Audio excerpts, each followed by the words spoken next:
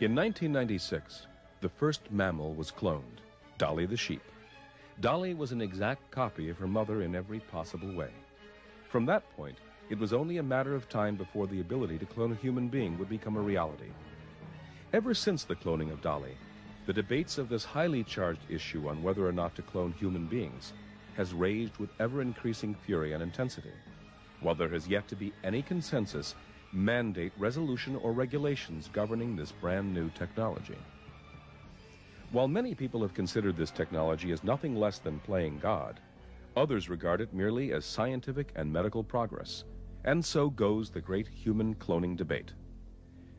This program presents both sides of this debate, so that people may be able to decide for themselves if they want to play God and clone humans. If you think of the developments in medicine that have occurred in the last 50 years or 100 years that we all take for granted, like anesthetics, antibiotics, organ transplantation, and the contribution that they've made to human health and well-being, then we're very confident that in the future there will be even more opportunities than have been developed in the last 100 years. Cloning, once thought of as wild science fiction fantasy, has now become a reality, and the related moral, ethical, and religious issues surrounding this scientific advancement are struggling to catch up with this new technology. Some other closely related technologies that seemed scientifically impossible at the turn of the last century, such as organ transplants and in vitro fertilization, are commonplace practices today. Over time, yesterday's science fiction fantasy often becomes present-day scientific fact. In the process, cultural and political attitudes usually evolve to accommodate the advancements. The moral, ethical, and religious debates concerning cloning, however, have spawned public fury and controversy unseen since the civil rights demonstrations of the 1960s. In addition, science itself continues to be divided on whether we should proceed with human cloning. Within this debate, there appears to be a clear-cut distinction between the cloning of a full-term human being and the cloning of human cells for tissue and organ growth and research. Is cloning a full-term human being a concept better left alone? Or is our curiosity and desire to manipulate and control our genes just human nature and a part of the human design? And with regards to cloning technology, can human beings be relied upon to draw the correct proverbial line between morally and ethically appropriate uses and those decidedly improper or even sinister? As humankind continues its venture into the realm of human cloning, these and many more weighty questions arise. Cloning is a word that is a broad word. It's applied to plants and animals, but with respect to humans, it's a new way of originating a person, such that you would take a cell, any cell from the human body, take its nucleus out, take an egg, take its nucleus out, put the new nucleus in, put a tiny spark to make them fuse, and it would form a human embryo, and if things work out, you put the embryo back into a woman's uterus, it would gestate and become a human being. Less than a century ago, people were horrified by the artificial insemination of animals. Later, people were again horrified when organ transplantation was developed, and even more so when animal organs were transplanted into humans. Most recently, the birth of the first test tube baby, Louise Brown, where an egg was fertilized outside her mother's womb, then implanted, created a storm of religious and ethical protests and controversy.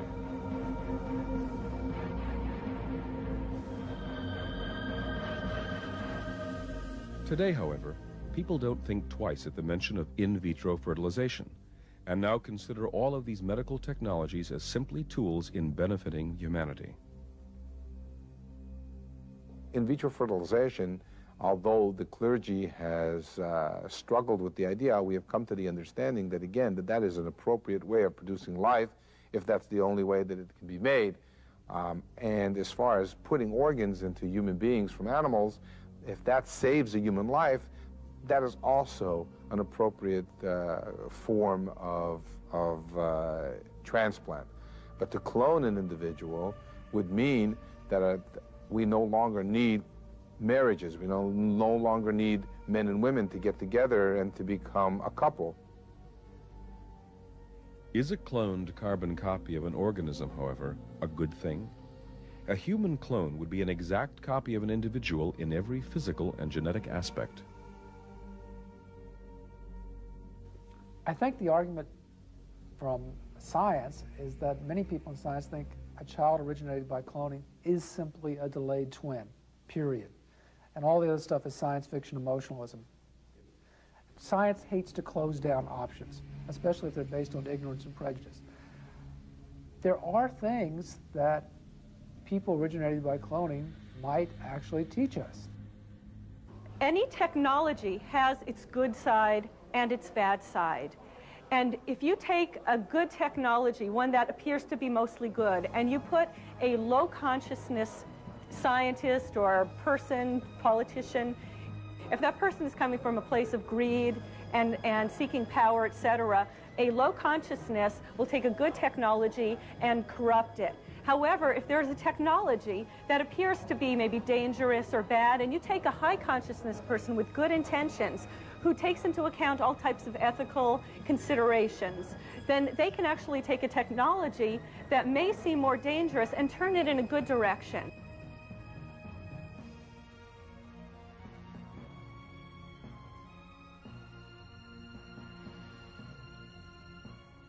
The initial attitudes towards and directions taken in human cloning technology were undoubtedly influenced by the early pioneers of mammal cloning. In 1996, British embryologist Dr. Ian Wilmot was the first scientist to successfully clone a mammal. In that case, a sheep was cloned, and its offspring was named Dolly. Overnight, Dolly became the icon of cloning, a crowning achievement to some, and the edge of nightmarish possibilities for others.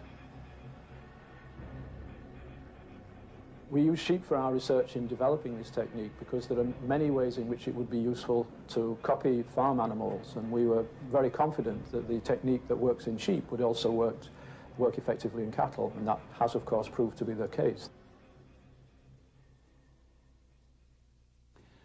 This is Dolly. Dolly was cloned from a mammary gland cell taken from a 6-year-old ewe. That cell was cultured in the laboratory for several weeks, and then it was transferred to an egg from which the maternal DNA had been removed. And that created what we call a reconstructed embryo. That embryo is activated by a small electric shock, and in a small proportion of cases, those embryos develop normally. Before Dolly, scientists believed that the genetic material or DNA of cells was differentiated, that is, locked into being, whatever it was, muscle or skin or bone or soft tissue, although it contained all the blueprints required to build an entire organism. The discovery that the genetic material of a differentiated cell could be made to behave like an egg or a sperm was a remarkable breakthrough that had applications for use in virtually all mammals, including humans. The remarkable thing about all this is that people, each step of the way, have said, this won't happen. And within a couple months, it happened. When I started out in 1997, there was a textbook of mammalian physiology that said it was a law of nature that once cells become differentiated, they cannot become undifferentiated again. And what Ian Wilmot basically did is prove that that law of nature was false. With the huge success of Dolly, Wilmot inadvertently offered a method that theoretically could be followed to ultimately clone a human. As soon as the news of Dolly broke, along with the implications for human cloning, President Clinton launched an immediate 90-day study of the cloning issue by the National Bioethics Advisory Committee. The Clinton and Gore administration stated that any discovery that touches upon human creation is not simply a matter of scientific inquiry. It is a matter of morality and spirituality as well. Each human life is unique, born of a miracle that reaches beyond laboratory science. President Clinton was a politician, and he was responding to the immediate yuck factor people had when there's something like this. You have to look at where that public response came from. If you look at movies, at science fiction, there are dozens of movies that portray scientists as improperly motivated, going back to Frankenstein. Here's this doctor, Dr. Frankenstein, who makes this monster that terrifies people. And that's kind of the concept that people have, that the scientists are doing these horrendous things. I mean, if the concept is only do research that's going to turn out to be good for mankind, only do research that's going to be perfect and good for mankind, any other research is not acceptable, you might as well forget it. We're going to be back in caves. Ever since the Clinton administration questioned the pursuit of human cloning research, the moral and ethical debate has raged on with ever-increasing frenzy. There were immediate moratoriums on research with human embryos and bans on government funding of human cloning research. Several countries have even passed laws preventing such research to continue. However, some believe that even a near-global ban would not stop someone, somewhere, from eventually cloning a full-term human being. It probably won't be done in this country.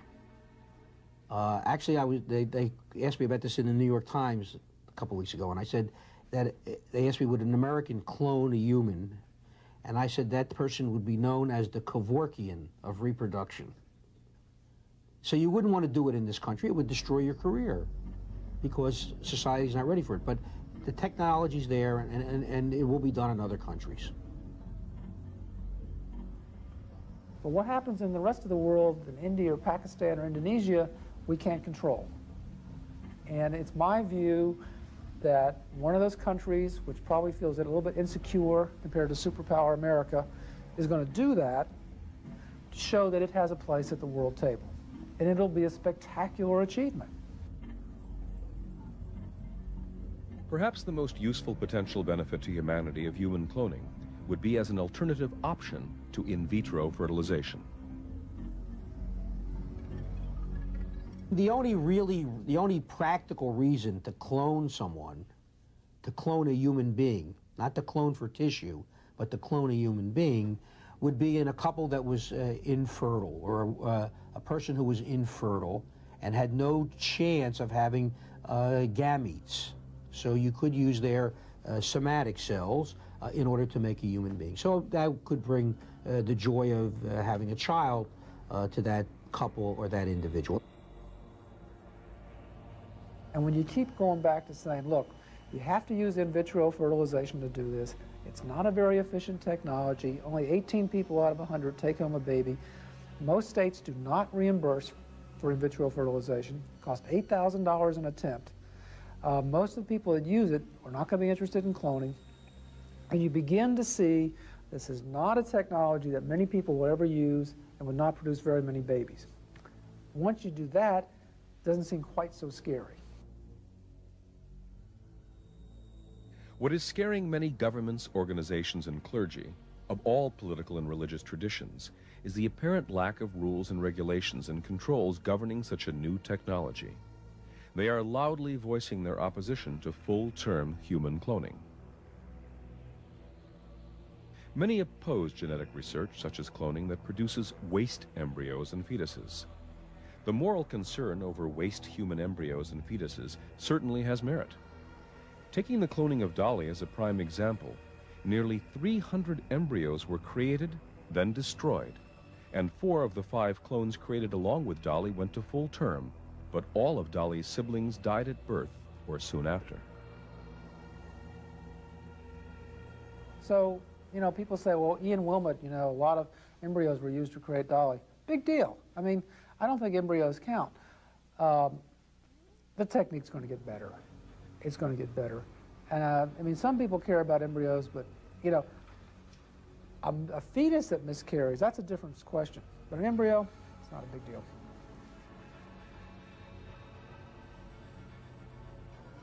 These lost embryos and full-term fetuses may be a risk people are willing to take when it comes to animals, but it is quite another consideration when it comes to human beings. One of the practical problems with cloning, of course, is it's still experimental technology. And I think Ian Wilnut took 277 tries to get Dolly. There were a few that took and then died, but Dolly was the only one who survived to term.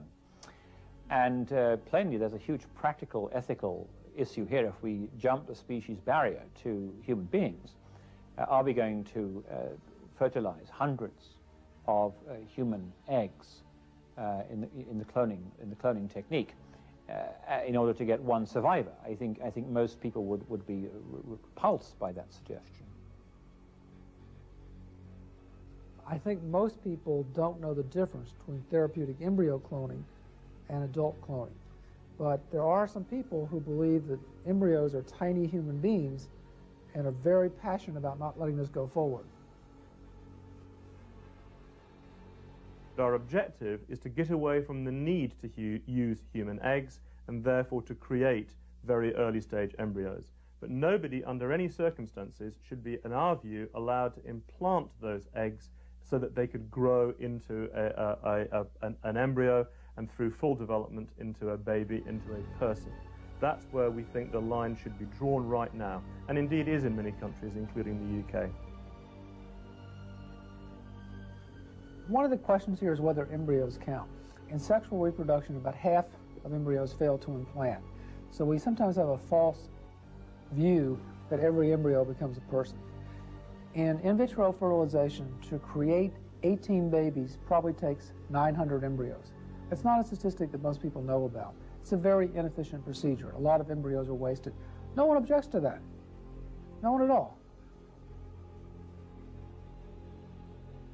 Interestingly, the one international treaty on bioethics is the European Convention on Biomedicine and Human Rights, which has now been signed onto by many European countries.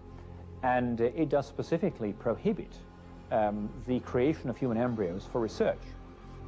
And it was drafted before cloning became a possibility, and therefore it's been amended to ban human cloning in the sense of cloned babies. Therefore, the political and moral arguments seem to assert that although cloning technology currently exists, we should not be attempting to clone full-term human beings. Supporters of this point of view include the pioneers of cloning.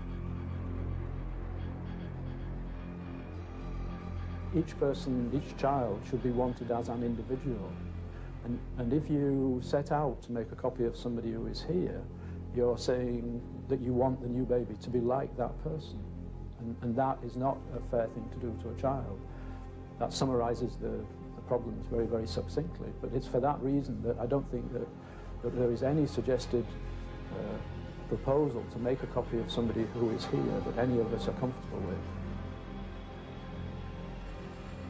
As we proceed in human genetics, I think we should have a rigid oversight process with regard to the ethics, because clearly we are dealing with such fundamental issues here that the more rigorous the ethical oversight, the better off science will be and the public will be. Then at least they can have the reassurance that what is occurring is in their best interest. The possibility of human cloning also raises many other serious questions. Is the newborn infant a bag of biodata, an automated commodity programmed to grow, reproduce, and die? Would cloning humans perpetuate such a notion? Many argue that cloning undermines the uniqueness of the individual, raising profound religious and ethical questions. Within the biblical worldview, which Jews and Christians and also Muslims hold to, and which in fact is a worldview shared in many dimensions here by other religious traditions as well, it's very hard to see how human cloning can have a place, because it represents a watershed in our interference in human procreation, not simply by helping out, as in assisted reproduction generally, but of course by supplanting it with a photocopying manufacture process. Well, as far as the Bible is concerned, the Judaic Christian belief is that an embryo is considered to be a life. To make a human being the way we know it today, it takes two people, it takes a man and a woman, an egg and the sperm combined together. That is what God gave us the ability to do. Once we decide to eliminate that and we start doing for ourselves without God's intervention, we feel that we become like God and we become God ourselves. And once man starts to think that he is God, he will eventually destroy himself. Further, it's argued that cloning is subject to gross abuse by the scientific community. Some assert that certain avenues should be off limits to science, and if scientists are not willing to draw the line for themselves, it's up to elected representatives to do it for them. Our evidence is that scientists, like everybody else, can be tempted, and the temptation would be very strong for commercial reasons, reasons of scientific achievement and so on, to try and improve the human race. And then we get into a whole sci-fi scenario, which really isn't very far ahead of us, and which I think most of us don't want to get into. What I've seen the pattern is that corruption and abuse have leaked in everywhere. No matter how much it attempts to be regulated, no matter how much ethics is brought up, no matter what type of constraints are put on scientists or federal funding is pulled, the bottom line is that corruption is going to leak in and abuse is. I think what we're really speaking of here is eugenics, and eugenics is basically the science of improvement of the human race through better breeding. It's through the precise choosing of traits and characteristics that we judge to be superior to others.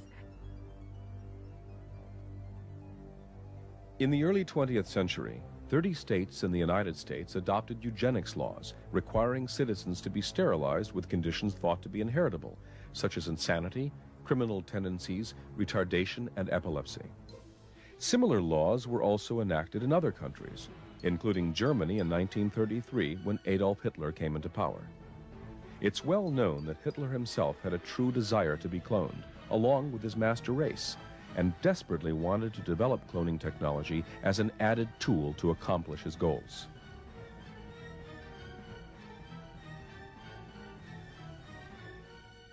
Hitler judged himself to be an expert at knowing what was superior and what was inferior. And he took that to a place where he actually had intentions of wanting to filter out from the human race people that he thought were inferior, and he wanted to utilize eugenics in terms of creating a superior race. And we all know where that led to the murder and annihilation of millions and millions of people.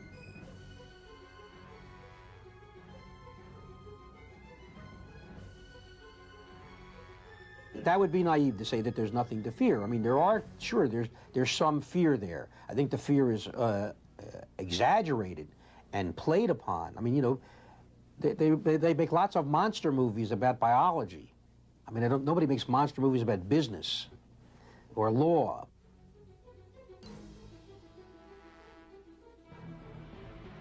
In any event, while many consider this fear of the potential abuse of human cloning technology to be without merit, still others worry about a future dictator who fancies the idea of populating the world with a new race of genetically superior people. Anything can be misused. I mean, it's a technology. I mean, hip replacements can be misused. I don't think things like cloning are not good or bad. I mean, it's a technology. It's a piece of knowledge. The Europeans, partly because of the more religious character of public policy in Europe. Europeans don't go to church, but they want their public policy to reflect the Judeo-Christian tradition. And also the significance of Germany and the German conscience, because the Germans know all about science gone wrong. They know not to trust scientists any more than anybody else. They know that in their history, they essentially hold the key to the conscience of the future of Europe. And so in Germany, I mean, the Greens and the Christian Democrats and everybody in between agree on a lot of these issues. So they banned cloning in Germany 10 years ago. Also within the realm of possibilities are health risks resulting from gene mutation, making full-term human cloning a dangerous exercise, especially in the early research stages. While cloning may produce a perfect infant, it may also produce a child that is genetically damaged, along with hundreds of waste embryos and fetuses. Who is going to accept responsibility for their creation and destruction? Let me make one thing extremely clear, and here I'm speaking both for the Roslin Institute and for Geron and Geron Biomed.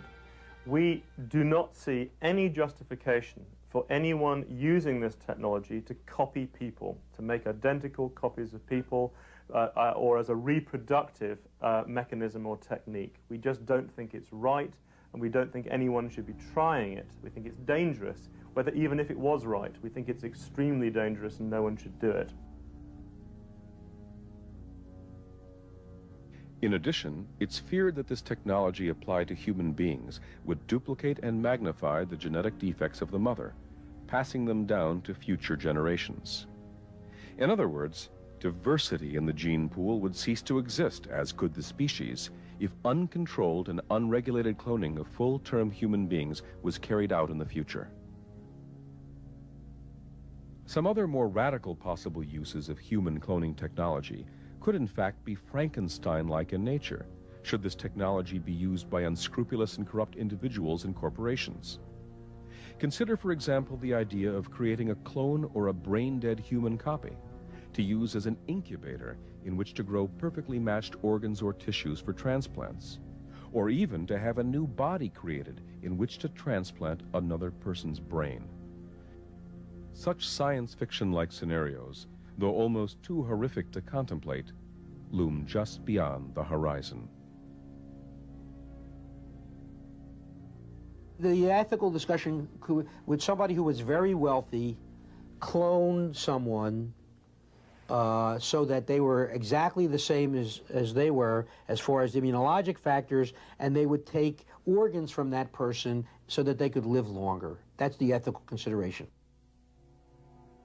There are many ways in which medical science can advance cures and other benefits to humankind. The notion that it can properly do that through essentially using human beings for vivisection purposes, I think is still very shocking to a lot of people, and for some rather good reasons. Okay, this is the common fallacy, that you would clone a millionaire, or somebody would clone their own genotypes they later use as an organ source.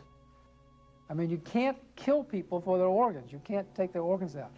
Identical twin can't rip a kidney out of his brother and take it. And so that copy of the millionaire's genotype is going to have free will, pain, feelings. He's going to want to live. He's not going to want to be an organ resource. And so it would be murder to do that. Yes, that's fun to think about, or titillating to think about, but the truth is nobody's going to do that. I mean, that's appalling. That's another human being. If such a possibility were ever to become a technological and biological reality, it would certainly change the definition of what it means to be human. A less contentious use for human cloning technology has already brightened the horizon for people who, either due to a birth defect or accident, are disfigured. The cloning of human cells in petri dishes and test tubes to form skin and cartilage is currently under research and development, which could make it possible to create human ears, noses, and replacement skin for grafting onto burn victims. In addition, there has been very promising research into the treatment of diabetes, heart disease, and liver failure, among other treatments, whereby actual organ tissue may be cloned to replace a failing heart or kidney or pancreas or liver. There will be attempts made in the not-too-distant future to try to clone human organs, because I think all of us recognize that there are thousands of people in this country who die because a liver is not available, or a kidney, or a heart. And I think you will see a serious attempt to clone human organs And I think that's a good target to have, so that people who do need to have an organ replaced will be able to have it replaced. Cloning human tissue and organs is not nearly the same as cloning a full-term human being. While the techniques and procedures are essentially the same in the beginning, they differ tremendously thereafter. At present, while this technology is not yet available, it is within sight as research into the area continues.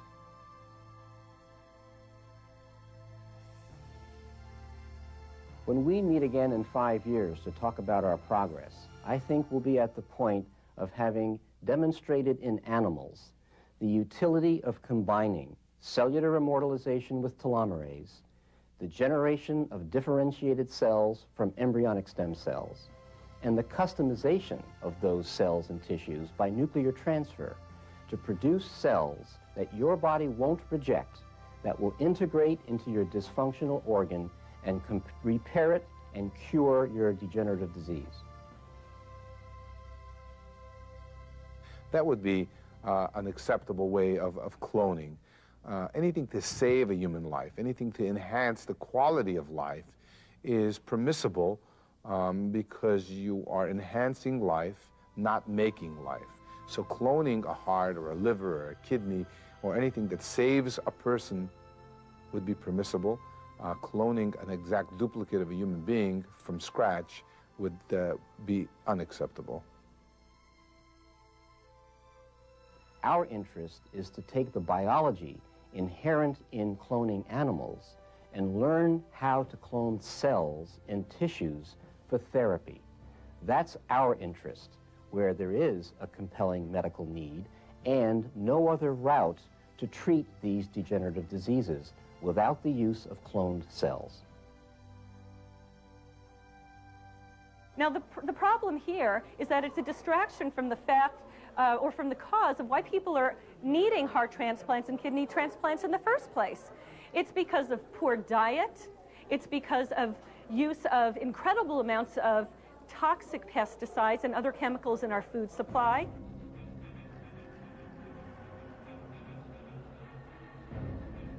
Technology is, however, advancing at mind-boggling speed.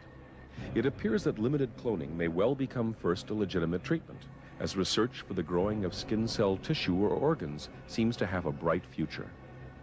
However, full-term human cloning would always be a prospect just beyond the horizon that some scientists argue is a necessary next step in the evolution of science. As another way of enticing public support for their cause, advocates of human cloning have proposed to someday be able to take a 65-year-old person and turn the age of that person back to the infant state. At first sight, it would not appear so, since Dolly was cloned from a 6-year-old ewe, and it was recently discovered that Dolly has features of an older ewe than her true age, which might make her a young sheep in an old sheep's body. One of the interesting findings that have been published recently is the observation that Dolly's telomeres are a little shorter than you would expect from a 2.5-year-old sheep. The telomeres are caps on the end of chromosomes, and they're supposed to protect the chromosomes from erosion, from being nibbled away at the ends. And what we're finding is that Dolly has inherited that life history, that her telomeres are as short as you might expect from perhaps an 8- or 9-year-old sheep. With all of these foreseen and unforeseen dangers and consequences that human cloning may have, it's perhaps not surprising that governments around the world have placed a total ban on cloning human beings, have banned any research on human embryos, or have banned government funding for any human cloning research. However, some say that those scientists, politicians, and religious clergy who have strongly argued against human cloning are simply fanatical and hysterical naysayers who are trying to stop the inevitable.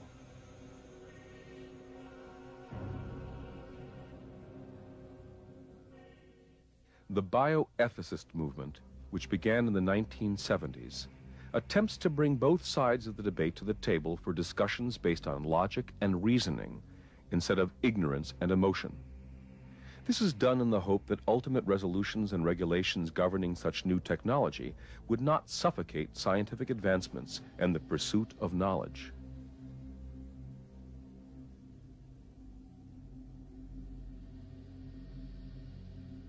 My job as a bioethicist, and I think I'm a little bit different than the rest, is not to sensationalize it, but try to get people to practically think through what it actually will be. If you go back to test tube babies, very alarmist phrase, just like genetic engineering, in the early 70s, 78% of people were against creating test tube babies. And it's a very good thing that they got educated. Now, 50,000 babies have been created in this country alone through assisted reproduction. When you talk about in vitro fertilization, you're still talking about the equation including a male and a female, an embryo and an egg from a male and a female that is being created at that time with God's help. You're not talking about actually cloning an individual from scratch where the male and female bonding is non-existent. Once man takes the position that he can create life in his image, he becomes God himself. And when he becomes God himself, he starts to believe that he can do no wrong.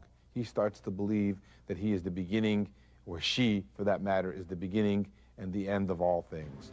And we could end up destroying the world and having no human beings left on this earth. If one takes the view that God created us and therefore that we ourselves take part in, if you like, his creative process, some people suggest that cloning is therefore okay. The idea being that he made us and therefore if we make others, we're just following through. When we break out of begetting, procreating into manufacture, we may want to use the word creation for both, but it's creation in a very different sense. It's difficult to see how you can put these two kinds of creation in the same category.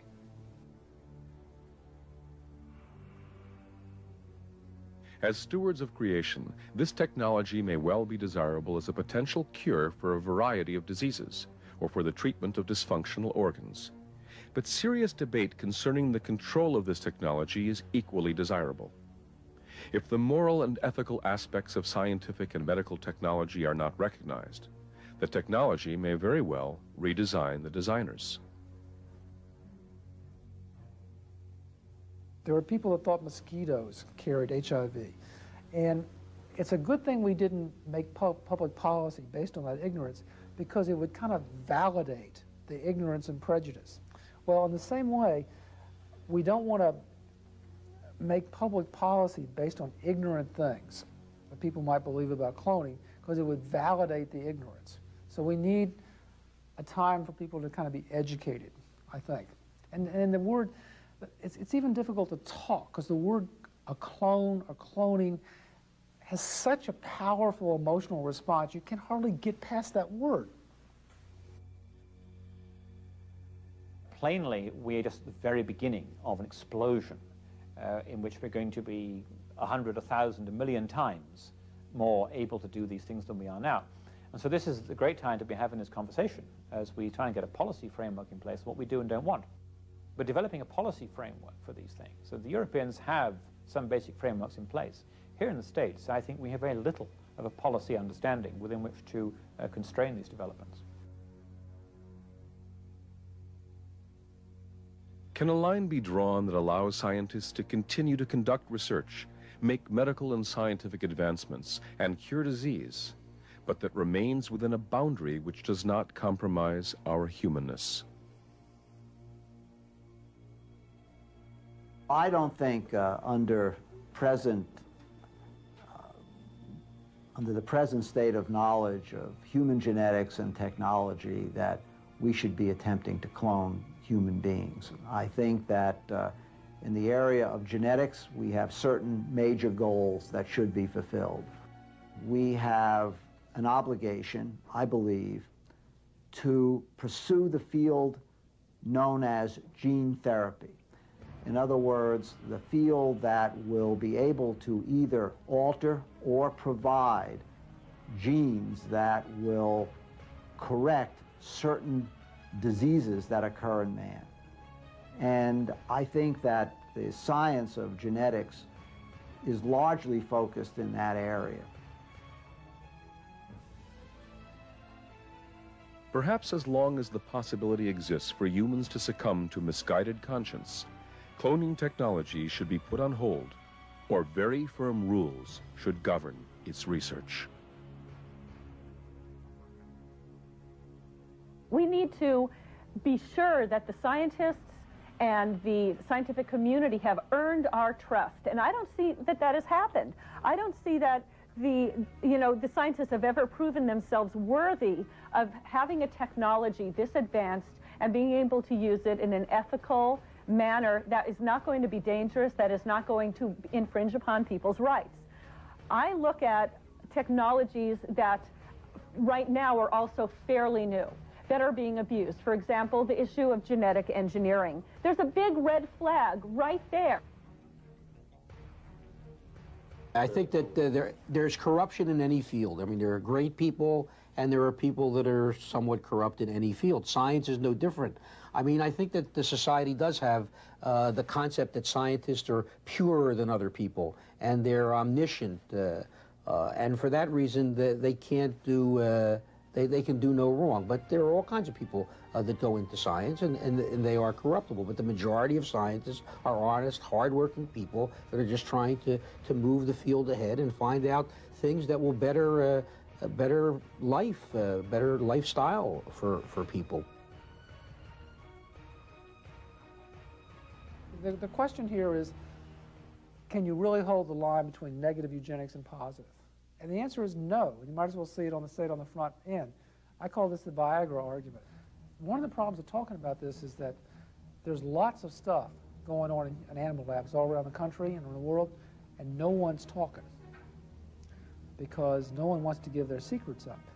Because there's all kinds of money, investors coming in, there may be Nobel Prizes. It's kind of like all the companies that are doing the gene research for profit. No one's talking to each other anymore. And there's got to be some kind of context that you put this in to make it make sense.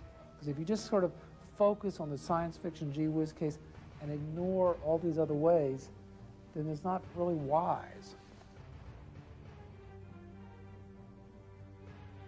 So there's another round of public debate and policy debate that needs to happen.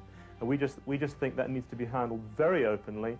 And I think one of the lessons of the situation we have in Britain on GM foods is that some of the companies who were developing products to launch over here weren't open early enough. They didn't warn the public through the media of what was coming. So what came then happened as a surprise in an environment in Europe which has been very much colored by the terrible experiences over BSE, the mad cow disease, where, the regulatory system failed to identify and then deal quickly enough with the potential problem.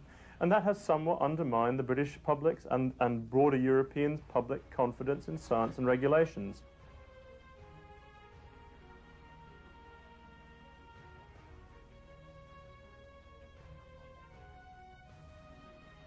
Public confidence is eroded by these odd cases. But on the other hand, what happens the next day when someone comes out with an antibody that attacks breast cancer? Then public opinion rises again. I mean, it's okay. By being very open and very honest about what you're trying to do, that there are risks, what those risks are, but also what the benefits are, so that society at large feels it has been involved and informed in the process of how this in the end gets used for human benefit. I think if we do that right, this time we'll actually have something that everybody feels comfortable with.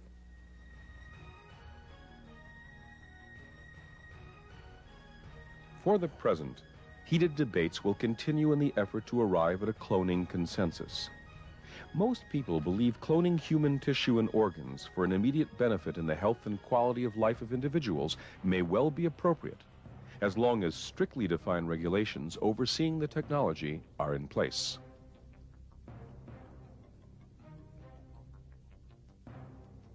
At the same time, there seems to be an equally universal distaste for cloning full-term human beings. Such disfavor seems to go above and beyond the reasons that society first cited in opposition to in vitro fertilization. The objections have more to do with the rights of cloned individuals and the moral, ethical, and spiritual implications of this new technology, which have not yet been satisfactorily resolved. Given the profound implications of human cloning on the future of humanity, there's an immediate need to inform, educate, and debate these issues to determine how far we're willing to allow this technological and biological reality to proceed in the name of science.